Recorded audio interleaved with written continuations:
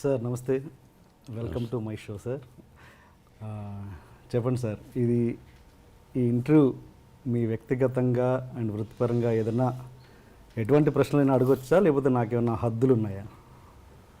ప్రతి మనిషికి హద్దులు ఉంటాయి. మనిషి స్వేచ్ఛా శాపగ్రస్తుడు. బర్డ్స్ లాగా మనం బిహేవ్ చేయలేం. ఓకే. అడుగు, నాకు ఇష్టం లేకపోతే నేను చెప్పను అని చెప్తాను, ఎస్, తప్పులేదు. నువ్వు ఒక జర్నలిస్టు, అడగాలనుకున్నావు, సినిమా రిలీజ్ ముందు సరే ఎనివే ప్రేమగా మాకు ఎక్కడో ఏదో అడుగుదాం అని లోపల ఒక ప్రేమ ఉండబట్టి వచ్చావు. I give you answer. వద్దనుకుంటే లేదని చెప్తాను, సమయం సందర్భం కాదు అని చెబుతాను. కొంచెం ఇంటర్వ్యూ కొత్తగా చేసే ప్రయత్నం చేస్తాను, మీరు ఆ ఫ్రీడమ్ నాకు ఇస్తే. ఫ్రీడమ్ ఇచ్చేసాను కాబట్టి రమ్మన్నాను. ఈ మధ్య నేను ఈ ఇంటర్వ్యూ చేసే క్రమంలో నేను ఒక వీడియో చూసాను. ఏది 40 years మీరు పూర్తి చేసుకున్న సందర్భంలో మీరు ఒక స్పీచ్ ఇచ్చారు. అది నాకు చాలా రియల్లీ టచింగ్. నాకంటే నన్ను కదిలించిన స్పీచ్ అది. అంటే నేను చూసిన, అంటే నేను ఒక సినిమా లవర్గా ఇన్ని సంవత్సరాలుగా నాకు తెలిసిన, నా పరిధిలో నాకు తెలిసిన మోహన్ బాబు గారి కంట నేను ఎప్పుడూ తడి చూడలేదు. ఫస్ట్ టైం నేను ఆ స్పీచ్లో చూశాను. అంటే నాకు అప్పుడే అనిపించింది, అంటే మోహన్ బాబు గారిలో ఉన్న కఠినత్వమే చాలామందికి తెలుసు, ఆయనలో ఉన్న సున్నితత్వాన్ని ఎంతో కొంత జనాలకు చూపిద్దామని నా ప్రయత్నం నేను చేస్తాను, మీరు సహకరిస్తే. ఓకే, ఆల్రెడీ సహకరించేసాను. Okay sir. మామూలుగా ఇండస్ట్రీలో ఆ సహకరించడంలో నేను కొంచెం గిల్లే ప్రయత్నాలు చేయొచ్చు. ఇండస్ట్రీలో గౌరవాల్లో 2 రకాలు ఉంటాయండి. ఒకటి అబ్బో మహానుభావుడు అని భక్తితో ఇచ్చే గౌరవం, ఇంకొకటి అబ్బో వీటితో మనకెందుకులే అని భయంతో ఇచ్చే గౌరవం. ఇండస్ట్రీ మీకు ఎలాంటి గౌరవాన్ని ఇస్తుంది? మోహన్ బాబు గారికి ఎలాంటి గౌరవం ఇస్తుంది ఇండస్ట్రీ? ఎలా చెప్పగలం బ్రదర్? కనిపించిన వాళ్ళు ప్రేమగాను పలకరిస్తారు, కోపంగా పలకరించరు. ఆ కోపం వెనక ప్రేమగా చాలామంది నవ్వుతూ ఉంటారు. అది విషపు నవ్వా, ప్రేమతో కూడిన నవ్వా అనేది how can we judge as a human being? నేను ఎవరికి చెడు చేయలే, మనసా వాచ చెడు చేయలే. నా సినిమా పరిశ్రమ కళామ తల్లి. నేను నిర్మాతగా నా నటీనటులు నా సినిమాలో చేసేవాళ్ళు ఏమన్నా ఆలస్యంగా వచ్చి కోప్పడ్డాలు జరుగుతాయి. దానికి బ్యాడ్ ప్రాపగండా ఎక్కువ చేశారు. అయ్యో మోహన్ బాబుతో ఎందుకు అనేది కూడా, తోటి హీరోలు అనుకుంటే కూడా నాకంటే తక్కువ స్థాయి, అంటే ఆలస్యంగా, అంటే లేటుగా వచ్చినటువంటి హీరోలు నాతో సరిసమానంగా ఒక ముందు వెనక అటు ఇటు, నాకంటే ముందు వచ్చిన హీరోలు ఎవరూ చెప్పలేదు. కానీ నా తర్వాత ఇండస్ట్రీకి వచ్చిన కొంతమంది హీరోలు పండుగట్టుకొని వాళ్ళ గ్రూపులో కొంతమంది నన్ను గురించి బేడ ప్రాపగండా చేశారు. అతని పక్కన హీరోయిన్స్తో, ఓ ఎలా అనేవాళ్ళు, ఆ హీరోయిన్ లేటుగా వచ్చిందనుకో, 9కి రావాల్సిన అమ్మాయి 10:30కి వచ్చిందనుకో, ఆ అమ్మాయి వచ్చేలోపుగా హీరో కానీ నిర్మాత కానీ దర్శకుడు కానీ భయంకరంగా తిట్టుకునేవాడు. ఆ అమ్మాయి వస్తానే ఆ హీరో హాయ్ అని సరదాగా మాట్లాడుకొని ఏమీ తెలియనట్టు 1 గంట 2 గంటల అయిన తర్వాత అవును విషయం ఓకే, నెక్స్ట్ పిక్చర్ ఏంటి అని వీడు అడిగేవాడు. ఆమె మామూలుగా XYZ మోహన్ బాబు గారు కూడా ఉన్నారు. మోహన్ బాబా, మోహన్ బాబు యాక్ట్ చేస్తుందిరా అంటే వాడేమనేవాడు, ఆ అమ్మాయి వాట్ హ్యాపెన్ అంటుంది. ఇప్పుడు అందరికీ మనకు తెలుగు తెలిసిన ముఖాలు లేవు కదా, అందరూ అడుక్కు తింటున్నారు కదా. అందరం ఇది ఇతర నార్త్ ఇండియాకి పోయి వాళ్ళందరూ ఒకప్పుడు మన మీద పడేవాళ్ళు, ఇప్పుడు మనోళ్ళు అక్కడ పోయి ఎర్రతోలు ఉంటే చాలు, అది యాక్టరా గేక్టరా లేదు, అందరం అలా చేస్తున్నాం. అందరిలో నేను ఒకటి అనుకో, అడుక్కు తింటున్నారు. వాళ్ళు అక్కడ ఉండే స్థానం, వాళ్ళ ఇళ్ళు కొంతమంది చూస్తే వారం రోజులు భోంచేయం వాళ్ళు ఉండే ఫ్లాట్స్. వాళ్ళకి ఇక్కడ మన నిర్మాతలు వస్తానే అక్కడి నుంచే స్పెషల్ ఫ్లైట్, అదే బిజినెస్ క్లాస్, 5 మంది 6 మంది ప్రయాణం ఒప్పుకుంటాడు. వీడు ఇక్కడికి వస్తాడు, 5 స్టార్ హోటల్, అందులో స్వీట్ రూమ్ అంటారు. ఇవన్నీ అలవాటు చేసింది ఎవర్రా అంటే నిర్మాతలు, వారితో పాటు దర్శకులు కొంతమంది. అవును. ఆ దీనిలో ప్రక్రియలో అప్పుడు ఆటోమేటిక్గా హీరోయిన్ ఏమనుకుంటుంది, ఏం అడుగుతుంది, చెప్పయా అనేవాడు. ఏం లేదు, ఇక్కడ 10:30కి వచ్చినా మేము ఒప్పుకున్నాము, రేపు అక్కడ పో తెలుస్తుంది. ఏ వాట్ నన్ను ఈజ్ అ గుడ్ మ్యానా బ్యాడ్ మ్యానా I won't tell, you go tomorrow ఆయన బ్యానర్ కదా తెలుస్తుంది. ఆ అమ్మాయి ఇచ్చిన డేట్స్ని ఎగ్గొట్టినటువంటి కొంతమంది, అయ్యో నాకు భయంగా ఉంది వద్దని, కొంతమంది ఇండస్ట్రీ పాడైపోయింది బ్రదర్. ఎవరి వల్ల? సెక్రటరీస్. ఆ సెక్రటరీ అనేవాడు ఎక్కువ శాతం బ్రోకర్లు, ఎక్కువ శాతం బ్రోకర్లు. మా గురువు గారు కూడా అనేవాడు, వాళ్ళ వల్లనే వాళ్ళు ఉన్నవి లేనివి, లేనివి ఉన్నవి ఆ లేడీ ఆర్టిస్ట్కి చెప్పి ఆ అమ్మాయిని కన్ఫ్యూజ్ చేసి చేస్తారు.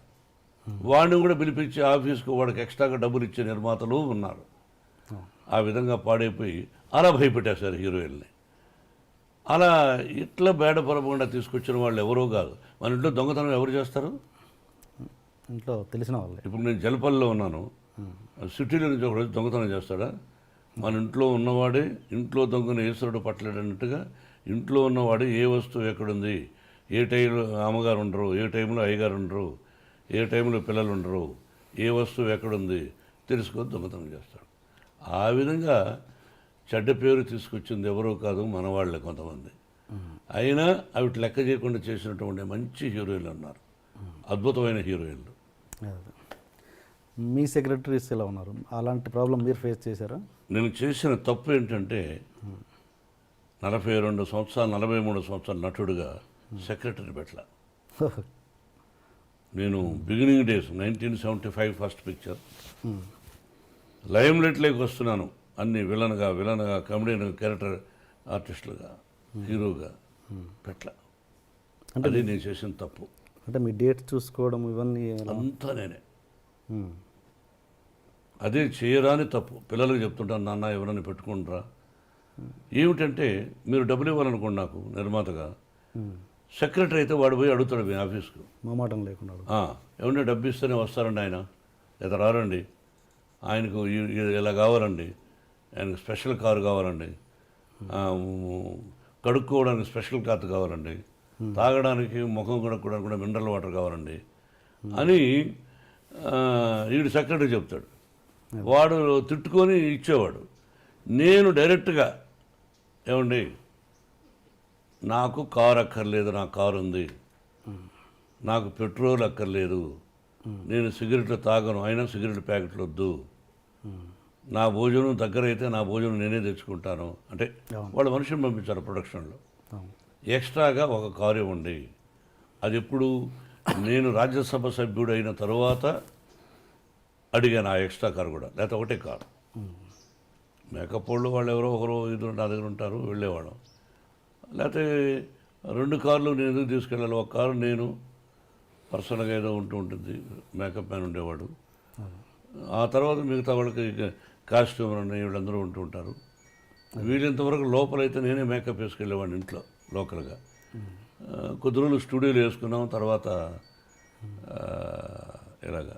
ఓకే, అంటే దాంట్లో కష్టాలు లాభాలు కూడా ఉన్నాయి కదా సార్. అంటే సపోజ్ అదే సెక్రటరీని పెట్టుకుంటే వాళ్ళు మీడియేషన్ చేసేసి రెమ్యునరేషన్లు ఎక్కువ చెప్పేసి అలాంటి ప్రాబ్లమ్స్ కూడా ఉంటాయి కదా. అలా నేనేమీ చేయలేదు బ్రదర్, డైరెక్ట్గా నేనే డబ్బులు అడిగేవాడిని, నేనే డేట్స్ ఇచ్చేవాడిని. అలా జరిగాను. డబ్బులు వాళ్ళు ఇవ్వకపోతే డబ్బులు అడిగేవాడిని, ఏమంటే మీరు డబ్బులు ఇస్తున్నారు ఎందుకు ఇవ్వలేదని. దాంతో వాడు పోయి ఏంటే చాలా రఫ్గా వాడు చెప్పేవాడు, చాలా రఫ్గా అడుగుతున్నాండి డబ్బులు, ఇలా మాట్లాడుతున్నా అండి, డబ్బులు ఇస్తేనే వస్తానంటున్నాడు. అవును, డబ్బులు ఇస్తేనే వస్తాను, డబ్బులు ఇవ్వకపోతే ఎందుకు పని చేయాలి? మీ ఇంట్లో వంట వాడు డబ్బు ఇవ్వకపోతే పని చేస్తారా? మీ పొలంలో డబ్బు ఇవ్వకపోతే పని చేస్తారా? మీరు కంపెనీ పెట్టుకోవడానికి మీ కంపెనీలో పనిచేసేవాడు డబ్బులు ఇవ్వకపోతే పని చేస్తారా? వాడికి భార్య బిడ్డలు ఉంటారుగా, ఎందుకు చేయాలి నీకు సేవ? నీకు మార్కెట్ ఉందని కదా వచ్చావు, నువ్వు అనుకున్నట్టు ఇచ్చేసేయి. 1,00,000 రూపాయలు తీసుకున్నాడు అనుకో, నువ్వు 50 ఇస్తాన్నావా, 60 ఇస్తానో, 70 ఇచ్చేసేయి. అది నేను నేర్చుకున్నది పెద్ద నిర్మాతల దగ్గర నుంచి. ఓకే సార్, ఈ క్వశ్చన్ అడిగే ముందు ఒక చిన్న ప్రశ్న. మీరు మామూలుగా వాయిస్ అంటే డైలాగ్ డెలివరీలో ఒక స్పెషలైజేషన్ ఉంది మీకు. అది ఎలా అంటే మీరు దానికోసం ఏమైనా వాయిస్ ఎక్సర్సైజ్ చేస్తారా లేదు జస్ట్ కేవలం దేవుడిచ్చిన వరం అవి మీ వాయిస్? నా తల్లిదండ్రుల ఆశీస్సులు, భగవంతుని ఆశీస్సులు, నటుడుగా నన్ను తీర్చిదిద్దినటువంటి మా గురువు దాసనారాయణరావు గారు డైలాగ్ చెప్పే విధానం నేర్పించారు. నేను దాన్ని మాడ్యులేషన్ నా ట్రెండ్కి తగినట్టు ప్రాక్టీస్ చేసుకున్నాను తప్ప దానికోసం ఎక్సర్సైజులు చేశాను, ఇవన్నీ అసత్యాలు. Okay okay. అంటే ఇప్పుడు ఉన్న యంగ్ జనరేషను మీలోని నటుడిని కోల్పోతున్నారన్నది అంటే మీ మీద మీ వాయిస్ మీద మీ నటన మీద ఒక పిచ్చి వీరాభిమానిగా అడుగుతున్న ప్రశ్న ఇది, ఒక బాధ్యతతో. ఇప్పుడున్న జనరేషన్ డైరెక్టర్లు ఎవరైనా కూడా మీలోని నటుడిని తీసుకోవడానికి దూరం అవుతున్నారంటే మీరేమంటారు? అసలు వాళ్ళకి ఆ స్పేసే మీరు ఇవ్వట్లేదంటే ఏమంటారు? అది అసత్యం. వాళ్ళకి నా మీద ఇష్టం లేకపోవచ్చు, వాళ్ళ పిక్చర్లో నేను క్యారెక్టర్ లేకపోవచ్చు అన్న తప్ప వాళ్ళకి ఆ అదృష్టం లేదు నన్ను పెట్టుకునే పదాన్ని నేను అన్నాను. అట్లా కాదుగా, మోహన్ బాబు గారు అంటే ఒక తెలియని భయం, అసలు ఆయన కాంపౌండ్లోకి ఎందుకురా బాబు ఆయనతో అన్న ఫీలింగ్లోనే చాలామంది ఉంటారు. ఏం భయం అని వాళ్ళనే అడగాలి.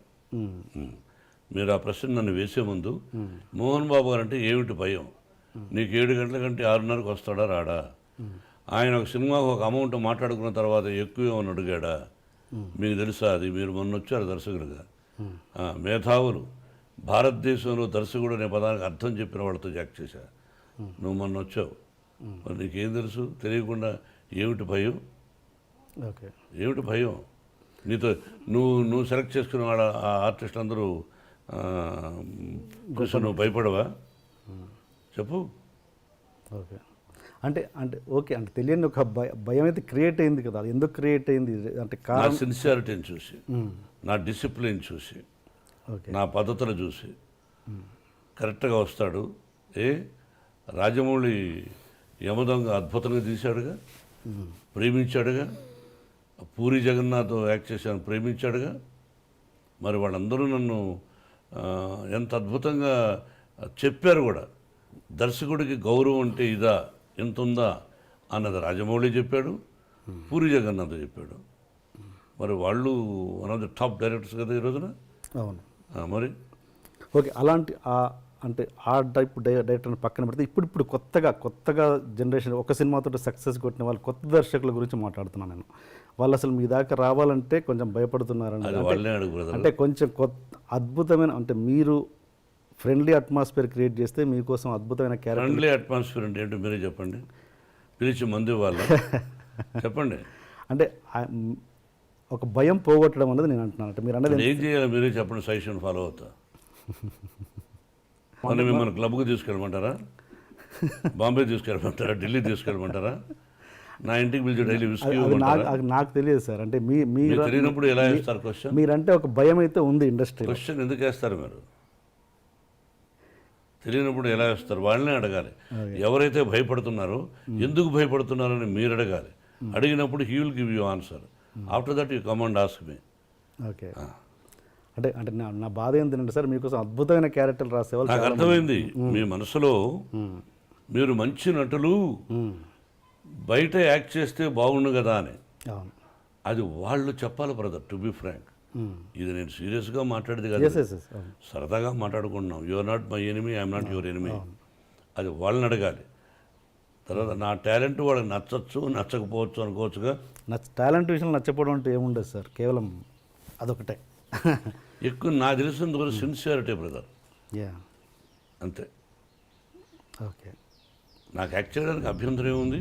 కాకపోతే ఎక్కువ శాతం ఈ మధ్య నేను వద్దులే అనుకున్నా పిల్లల కోసమని. విష్ణు, మనోజ్ యాక్ట్ చేస్తున్నారు. చాలు చేసింది. కొంతకాలం విద్యానికేతన్ ఎడ్యుకేషన్ ఇన్స్టిట్యూషన్స్ పెట్టాం. దానిలో ఎక్కువ శాతం టైం గడిపి ఇక్కడ మనవడు మనవరాండ్రు చూసుకుంటూ అటు ఇటు అట్లా స్పెండ్ చేస్తున్నాను తప్ప అదే హ్యాపీనెస్. ఓకే, అందుకే సంవత్సరానికి ఒక సినిమా చాలని అనుకున్నా. ఓకే, మీరు పూరి జగన్నాథ్ గారితో చేస్తున్నప్పుడు మీ వర్క్ రిలేషన్ ఎలా ఉంది సార్? I like him. ఎక్కడ బాగుంది. ఓకే, అంటే మీరు కొంతమంది దర్శకుల విషయంలో కొంచెం హార్ష్గా బిహేవ్ చేశారన్నది ఎంతవరకు వాస్తవం? పోనీ ఒక దర్శకుడు పేరు చెప్పండి. డైరెక్టర్ సూర్యకిరణ్ని మీరు చేసుకున్నారన్నది ఎంత? ఈ రోజున సూర్యకిరణాలు ఆ విధంగా చెబితే మీకు నా యావదాస్తిని మీకు ఇచ్చేస్తా, ఓకే యావదాస్తిని మీకు ఇచ్చేస్తా ఈ రోజుకి అతను చెప్పిన ఓకే డన్. రాసేస్తా ఎంటీ పేపర్ మీద. లేదా మీరేమిస్తారు, క్వశ్చన్ వేశారు మీరు, అతను కాదంటే మీరేమిస్తారు, అది కూడా కావాలి నాకు. పబ్లిక్లో ఉన్న ఒక ఒపీనియన్, పబ్లిక్లో ఇవన్నీ ఉంటాయి. పబ్లిక్ ఏం తెలుస్తుంది, పక్కింటోడికి మనం ఏమిటి తెలియదు. అమెరికాలో పక్కింట్లో ఈ ఇంటర్వ్యూ యొక్క ఉద్దేశం అది క్లియర్ చేయడం తప్పించేసి నాది కరెక్ట్ అన్న ఉద్దేశం కాదండి. ఎవరో మూర్ఖులు అనుకుంటారు ఆ విధంగా, బుర్ర పనిచేయని వాళ్ళు అనుకుంటారు. ఓకే హీరోయిన్ కొట్టారు అని అంటారు. కొట్టానా, కేకలేసానా, ఏం వేసానన్నది అది నాకు తెలుసు, ఓకే ఆ సెట్లో ఉన్న దర్శకుడు తెలుసు, యా సెట్లో ఉన్నటువంటి 100 మంది అందరికీ తెలుసు. ఎందుకు కొట్టాలి, కేకలేసాం, నో డౌట్. టైం ప్రకారం రానప్పుడు, నా దర్శకుడిని అగౌరవంగా మాట్లాడినప్పుడు, నా దృష్టిలో దర్శకుడు రథసారథి. ఎస్ సెట్లో నటుడు దర్శకుడు చెప్పినట్టు యాక్ట్ చేసామా, వెళ్ళిపోయినామా, అక్కడ నీకు అధికారం లేదు తిట్టే అధికారం దర్శకుడిని. చాలా గొప్పవాడు దర్శకుడు. అలా తిట్టినప్పుడు ఆ అమ్మాయి ఇప్పుడు చాలా సఫర్ అవుతుందండి పాపం, భోజనం కూడా లేకుండా ఆ హీరోయిన్ ఆ బిహేవియర్ వల్ల. ఓకే అండ్ మీకు ఇన్ని ఎవరు చేసుకున్న పాపం వాళ్ళే ఇక్కడే అనుభవిస్తారు. ఎప్పుడూ కాదు, పూర్వజన్మ, ఇంకొక జన్మ, Exactly. నువ్వు కరెక్ట్గా ఇంకో జన్మలో అనుభవిస్తావు రేపిచ్చోడ. స్వర్గం నరకం ఇక్కడే చివరిలో తెలిసిపోతుంది. మనిషి జీవితం బిగినింగ్ బాగా కష్టపడాలి, చివరి దశలో ప్రశాంతంగా పోవాలి, శభాష్ అనిపించుకోవాలి. ముందు బాగా డబ్బు ఉండి ఆ డబ్బును పోగొట్టుకొని మనిషి పోకూడదు. మేమంతా డబ్బు లేకుండా వచ్చాం, ఫుడ్కి కూడా కష్టపడి వచ్చాం, భగవంతుని ఆశీస్సులతో సిన్సియారిటీతో ₹4 సంపాదించాం, 10 మందికి ఎడ్యుకేషన్ ద్వారా సహాయం చేయగలుగుతున్నాం. అది ఓకే. మామూలుగా మీకు ఇన్ని క్రాఫ్ట్స్ మీద కమాండ్ ఉంది కదా, నాకు తెలిసి మీరు ఒక గొప్ప నటులు. అండ్ స్క్రిప్ట్ మీద కమాండ్ ఉంది, ఫైట్స్ మీద కమాండ్ ఉంది, అన్నిటి మీద ఎక్కువ కమాండ్ ఉంది. బట్ మీరు డైరెక్షన్ చేయాలని మీరు ఎందుకు అనుకోలేదు ఇప్పుడు? అంటే చాలామంది సెలబ్రిటీస్ కంటే మీరు అర్హులు. అన్నిటి మీద కమాండ్ ఉంది, 24 క్రాఫ్ట్స్ నాకు తెలుసు అనడం అవివేకం, మూర్ఖత్వం. తెలుసుంటే నేను ఫెయిల్యూర్స్ ఎందుకు తీశాను, ఫెయిల్యూర్స్ ఎందుకు వచ్చాయి తీశానని చెప్పను. ఎందుకు వచ్చాయి ఫెయిల్యూర్స్ అలా చెప్తే ఎవరు పూర్తి కమాండ్ ఎవరికీ ఉండదు అండి. మా గురువు గారు కూడా అది 24 క్రాఫ్ట్స్ ఆయన హెల్ప్ చేశాడు, ఓకే, గౌరవించాడు, అట్లా వెనకేసుకొచ్చేవాడు. అన్నీ తెలుసు అని అన్నాను, తెలుసు కొంత భాగం వరకు బాగా తెలుసు, కానీ సక్సెస్ అనేది మన చేతుల్లో ఉండదు. ఒకటి దర్శకుడిగా చాలా కష్టం బ్రదర్. అంటే నాకు పెద్ద వీక్నెస్, భయంకరమైన వీక్నెస్, సెట్కి వచ్చావు ఫోన్ మాట్లాడకూడదు, ఏది ఏం చేయాలో డైలాగు, నీ టైమింగు, ఆ మూడు, ఈ షాట్ తర్వాత నెక్స్ట్ షాట్ ఏం తీయాలి అనే ఆలోచనలో ఉంటాను దర్శకుడు అనేవాడు.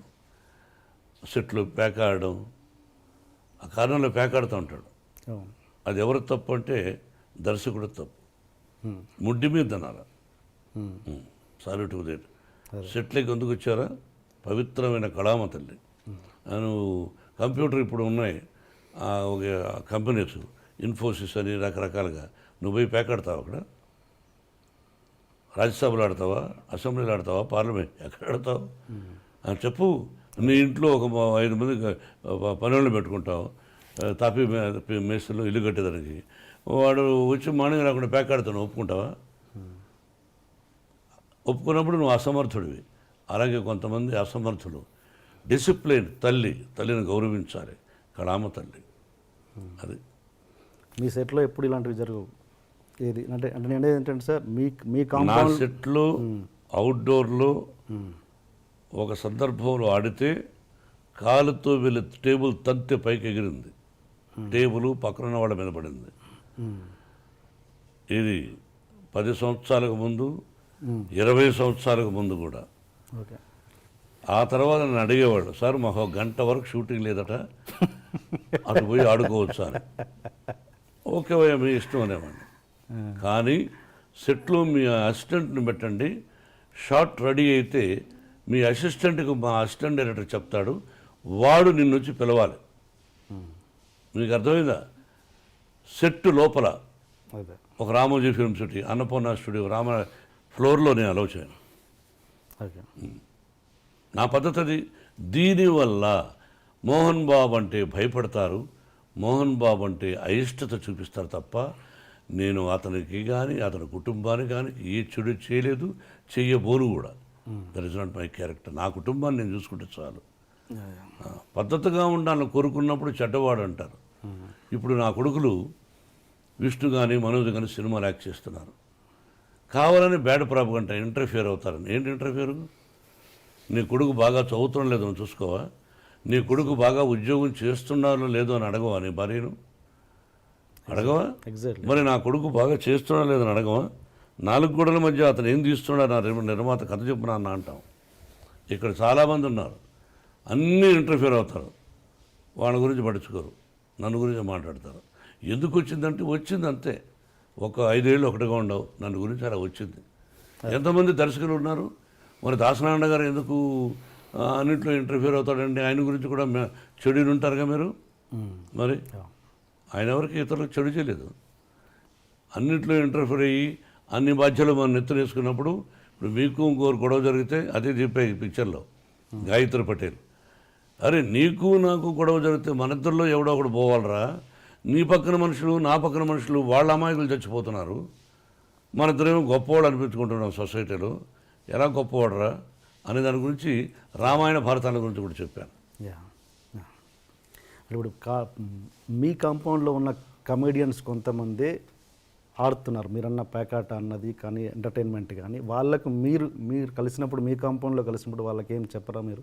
నేను ఒకరికి సలహాలు ఇచ్చేంత గొప్పవాడిని కాదు, నా దగ్గర వద్దని చెప్తాను, అంతవరకు పాటించాలి. Okay okay okay sir. ఇంకా మళ్ళీ ఈ క్వశ్చన్ అడిగే ముందు మళ్ళీ ఈ క్వశ్చన్ ఎందుకు అడుగుతున్నారు, మీ ప్రూఫ్ ఏమైనా ఉందా అని అడగండి, మామూలుగా ఒపీనియన్ మీ ముందు పెడుతున్నాను నేను అంతే. ఏంటంటే మోహన్ బాబు గారు రౌడీజం చేసి సెటిల్మెంట్ చేసి అలా పైకి వచ్చారు అన్నది ఎంతవరకు బిగినింగ్ కెరీర్ నచ్చి? I'm very happy for that question. ఒక్కటి ప్రూవ్ చేస్తే మీకు అర్థమైందా? ఒక్కటి మోహన్ బాబు గారు పలానా చోట చేశారని చెప్పిన రోజున మీ ముందే కాల్చుకుందని అనిపోతాను, అంత పదం అన్నాను. ఓకే ప్రూవ్ చేయకపోతే మీరేం చేస్తారో ముందు అగ్రిమెంట్ రాయాలి. ఆ వ్యక్తి మోహన్ బాబు గారు ఇలాగా మా దగ్గర అన్యాక్రాంతంగా ₹1 తీసుకున్నాడన్నా, ఇలా చేశాడు, రౌడీలను పిలిపించానన్నా. రౌడీ అంటే ఎవడు? మీరు రౌడీయే, నేను రౌడీయే. మన స్కిన్ను మనం కాపాడుకోవాలన్నప్పుడు తిరగబడేవాడు ప్రతి ఒక్కడు రౌడీయే. మన స్కిన్ను మనం కాపాడుకోకపోతే మనం అసమర్థులం అయిపోతాం. ఆ విధంగా చెప్పిన రోజున ప్రూఫ్, ఓకే ఇది దైవ సాక్షిగా పంచభూతాల సాక్షిగా చెప్తున్నమాట, అపఖ్యాతిని క్రియేట్ చేయడం కోసం ఒక్క ప్రూఫ్. ఏం భయపడాల్సిన అవసరం లేదు. ఓకే ఇతరుల సొత్తును మట్టి పిడవలే భావించవాలని చెప్పేవాడు మా నాన్న. ఆమె perfect income tax SSC. Cinema కోసం కానీ ఏదైనా డబ్బు తీసుకున్నా ఎవరి దగ్గరైనా గౌరవప్రదంగా ఇంట్రెస్ట్తో పాటు ఇస్తూ ఉంటాను. అప్పు చేస్తాం, ఇస్తాం గౌరవప్రదంగా. Never the dream. అది చెప్పుంటే అసత్యం, ఏదో ఎవరో చెప్పించుంటారు. ఒక్క ప్రూఫ్ చాలు. నా 13 సంవత్సరాల, నా 42 సంవత్సరాల నట జీవితంలో ఇంటిల్లపాది సూపర్ సూపర్ పంచభూతాల సాక్షిగా చెప్పాడు. Great sir. అండ్ ఇంకోటి అదే మాట అనేవాళ్ళు ఇది కూడా అంటారు, మోహన్ బాబు గారు దాసరి గారికి, పరిటాల రవికి అండ్ రజనీకాంత్కి బినామీ అని. ఇది కూడా క్లియర్ చేయండి. అన్నం తినేవాళ్ళు ఎవరు అది చెప్పరు. అన్నం తింటారు చూసారా? మా ఊళ్ళో అన్నం అంటే సంగటి కూడా అన్నమే, గంజి కూడా అన్నమే. అది తినేవాళ్ళు ఎవరు అది చెప్పరు. ఉంటే సినిమాలకు అప్పు ఎందుకు చేస్తాం? అది ఇంకంతే, ఒకటే ఆన్సర్. ఓకే.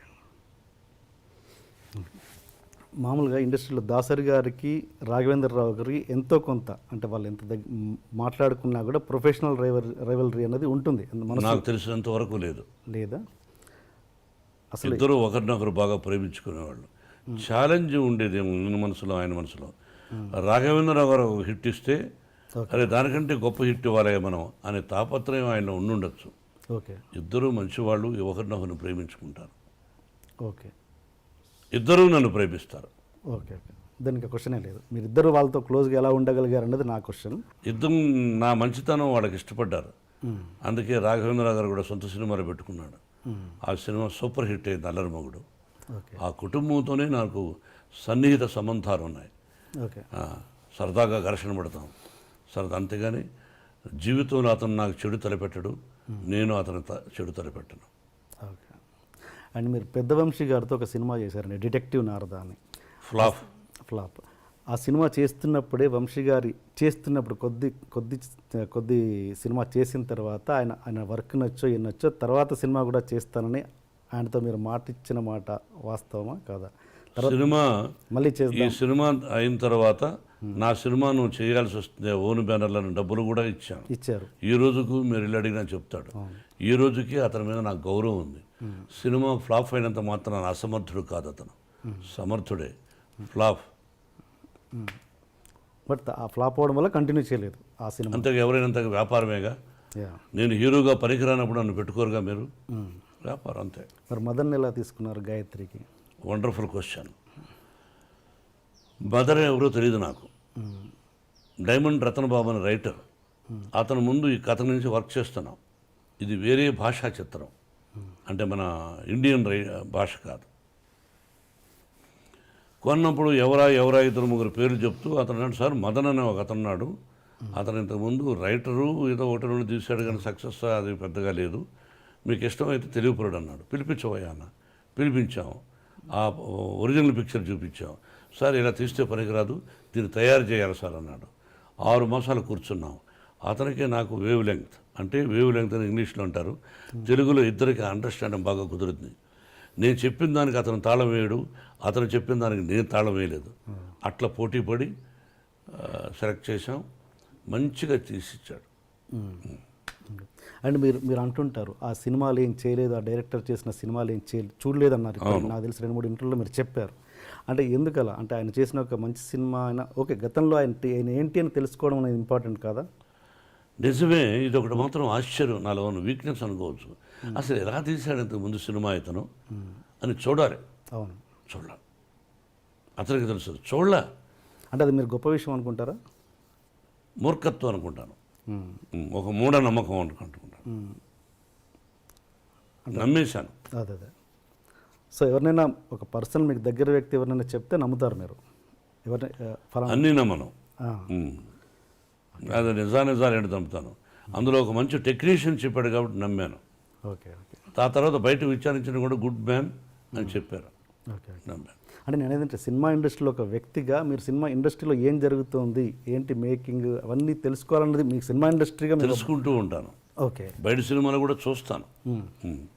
ఓకే. గొప్పగా ఒక హిట్ అయిన పిక్చర్ను లేకపోతే ఫ్లాప్ అయిన పిక్చర్ను తీసుకొచ్చి మనకు కథ చెప్తారు రైటరు, ఆ తప్పులు కూడా జరుగుతాయి. అది తెలుసుకుంటూ ఉంటాను. ఆ నలుగురు చూడలేదు మీరు? ఆ నలుగురు చూసా. కాదు, అతను రైటర్. Okay, writer. ఓకే, అది చూశారు. మీరు ప్రతి ఇంటర్వ్యూలో ప్రతి ఫంక్షన్లో చూస్తుంటాను సార్, మీరు ప్రతిసారి షర్ట్ మీద ఒకటి ఇలా కప్పుకుంటారు. ఏంటి దాని లాజిక్ ఏమైనా ఉందా, రీజన్ ఏమైనా ఉందా, ప్రత్యేకమైన రీజన్? ఇదా ప్రతిసారి ఏదో ఒకటి కప్పుకుంటారు. ఈ మధ్యనే సరదాగా అంతేనా? ఇది ఉంది, అమ్ముతున్నారు, ఇది ఒక ఫ్యాషను. ఓకే, అది అంతేగాని దీనికి ప్రత్యేకత ఏం లేదు. అంతేనా? స్టేజ్ల మీద కూడా చూశాను చాలాసార్లు. ఓకే సార్, అలా వేసుకున్నాను కాబట్టి అడిగారు. అలా అని చెప్పేసి ఇంతకుముందు దాసరి గారి టాపిక్ దగ్గర ఆగిపోయాం మనం. ఆయన మీరు విపరీతంగా గౌరవిస్తారు గురువు గారని, బట్ తెలియకుండానే ఆయన్ని చాలా భయపడుతుంటారట ప్రేమతో. ఎవరు? మీరు. అంటే బిగినింగ్లో భయపడేవాడిని. మీరు భయపడ్డం కాదు, మీరే ఆయన భయపట్టేవారంట. లేదా? ఆయన ఎవరికి భయపడ్డు. నేనంటే ఆ ప్రేమతో అదే అట్లా. దాసనారాయణరావు గారు నాకు భయపడతారు అని ఆయన లేని టైంలో నన్ను మీరు అడగకూడదు, నేను చెప్పకూడదు. ఆయన ఉన్నప్పుడైతే ఆయన ముందుగానే చాలా విషయాలు చెప్పేవాడిని. ఆయన నాకు భయపడతారనే పదాన్ని ఇప్పుడు చెప్పకూడదు. మీన్స్ ప్రేమతో నేను అనేది అది సీరియస్ కాదు. నా ప్రేమకు భయపడచ్చు, యా అంతేగాని is a great man. Yeah మీరు దాసరి గారు రాఘవేంద్రరావు గారి ఇద్దరికి మార్కులు వేయాలంటే మీరు ఎవరికి వేస్తారు మీ సినిమాలలో? ఒక్క 0.5% అయినా. ఇద్దరూ మేధావులే. దాసనారాయణ గారు ఆయనకు ఆయన, రాఘవేంద్ర గారు ఆయనకు ఆయన. ఇద్దరిలోనే ఎక్కువ ఫస్ట్ ఎవరంటే దాసనారాయణ గారు. యా హీఈస్ అంటే గురువు గారు అని అది తీసేసి, గురువు గారు అన్న పదం తీసేసి ఇద్దరిని డైరెక్టర్స్గా చూస్తే. మరి అక్కడ బాపు గారు కూడా ఉన్నారు, ఆయన చాలా గొప్ప వ్యక్తి. అంటే మీరు ఇద్దరు ఎక్కువ వీళ్ళతో చేశారు కాబట్టి అడుగుతున్నాను. చేయడమే కాదు, అతి సన్నిహితులు. యా అది నేను చెప్పడానికి కష్టం. నా వయసు నా టాలెంట్ చాలదు. అండ్ వీళ్ళిద్దరిని పక్కన పెడితే, ఒక బాపు గారు కూడా పక్కన పెడితే, ఇప్పుడున్న జనరేషన్లో అంటే మీరు చేసిన సినిమాలలో ఎవరు బెస్ట్ అనిపించవచ్చు? బెస్ట్ చెప్తారు మీరు. ఇది మీరు చేసిన అన్ని సినిమాలలో దాసరి గారు రాఘవేంద్రరావు గారిని పక్కన పెట్టి, బాపు గారిని కూడా పక్కన పెట్టి, వేరే ఒక డైరెక్టర్ పేరు చెప్పండి, మంచి బెస్ట్ డైరెక్టర్ అని. కేఎస్ఆర్ దాస్ గారు ఉండేవారు. ఓకే. అండ్ ఇప్పుడు యంగ్ జనరేషన్లో రవిరాజ పినిశెట్టి, యా కేఎస్ఆర్ దాస్ గారు అప్పుడు, ఆ జనరేషన్ తర్వాత Raviraja Pinisetty, B Gopal. Yes. And ఇప్పుడు ఉన్న యంగ్ జనరేషన్లో మీకు నచ్చిన డైరెక్టర్, ఫలానా డైరెక్టర్తో నాకు చేయాలని ఉంది అని మీకు ఏమైనా కోరిక? నాకెవరితోనూ చేయాలనే దురద లేదు. ఓకే. సో మీకు నచ్చిన ఇప్పుడు జనరేషన్ డైరెక్టర్స్ అందరూ ఇష్టమే, అందరినీ ప్రేమిస్తా, అందరినీ గౌరవిస్తా. ఇతని డైరెక్షన్లో నేను చేస్తే బాగుండు అని నేను ఎందుకు అనుకోవాలి? వాళ్ళకి నచ్చితే పెట్టుకుంటారు, అంతే. ఓకే. అండ్ దాసరి గారు ఆయన చనిపోయినప్పుడు ఆయన కనీసం చూడ్డానికి కూడా రాని వాళ్ళ మీద మీ అభిప్రాయం ఏంటి? అది వాళ్ళ సంస్కారం, వాళ్ళ విజ్ఞత, అంతే. Okay. And one more question sir, మీరు ఎప్పుడు ప్రతి దాంట్లో, ప్రతి స్టేజ్లో కావచ్చు, ప్రతి ఎక్కడైనా ఒక చిన్న ఫంక్షన్లో కావచ్చు, వన్ మ్యాన్ షోగా ఉండడానికి ఎక్కువగా ఇష్టపడతారు? ఎందుకు? మీరే అంతా అన్నట్టుగా వన్ మ్యాన్ షోగా ఎక్కువ మీరు ప్రిఫర్ చేస్తారు? ఎందుకు? మీరే ఎక్కువగా మాట్లాడాలనడానికి, లేదా మీరే వన్ మ్యాన్ షోగా ఉండడానికి ఇష్టపడతారు? నాకు అర్థం కాదు ఆ ప్రశ్న. అంటే ఎక్కడ మీరు సపోజ్ ఎగ్జాంపుల్ చెప్తాను, మీరు ప్రతిదీ అందరిని అంటే మనకు ఎంతమంది గొప్ప వాళ్ళు ఆత్మీయంగా ఉండొచ్చు, సపోజ్ మీరు రజనీకాంత్ గారు ఆత్మీయులు, బట్ ఒక పబ్లిక్ ప్లాట్ఫామ్లో ఉన్నప్పుడు వాళ్ళని వాడు వీడు అని సంబోధిస్తుంటారు మీరు. అంటే మీకున్న చనువు అన్నది పబ్లిక్ చూపిస్తుంటారు. అది ఎంతవరకు కరెక్ట్ అన్నది నేను. ఎన్టీ రామారావు గారు మహానుభావుడు.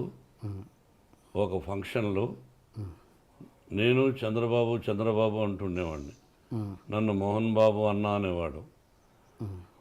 చంద్రబాబు నాయుడు గారు అని అన్నాను. ఓకే. నా దగ్గర వీడియో